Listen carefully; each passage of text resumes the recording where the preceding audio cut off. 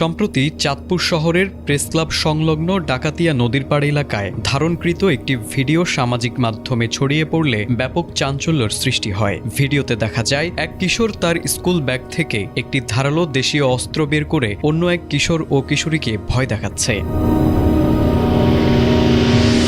বিষয়টি পুলিশের নজরে এলে তারা গুরুত্বের সাথে তদন্ত শুরু করে। চাঁদপুর মডেল থানার এসআই গাজী কালামের নেতৃত্বে একটি চৌকস দল অভিযানে নামে। অবশেষে অভিযানে আটক করা হয় জাবিরুল ইসলাম নাহিদ নামের ওই কিশোরকে। এরপর তাকে সাথে নিয়ে শহরের জোর পুকুর পাড় এলাকার একটি জঙ্গলে অভিযান চালিয়ে ভিডিওতে দেখা সেই অস্ত্রটি উদ্ধার করে পুলিশ।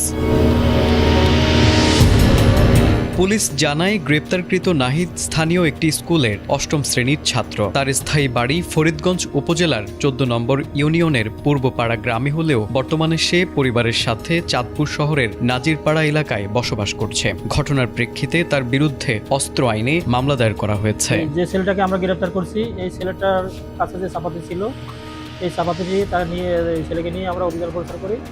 অভিযান পরিচালনা করায় ওই ছেলে দেখানো এবং শনাক্ত মতে জঙ্গলের ভিতর হইতে এই অস্ত্রটি আমরা উদ্ধার করি। আইনগত ব্যবস্থা গ্রহণ করতেছি এবং বাকি যারা রয়েছে পলাতক ও সাথে ছিল তাদেরও গ্রেপ্তার লক্ষ্যে আমরা অভিযান পরিচালনা করতেছি।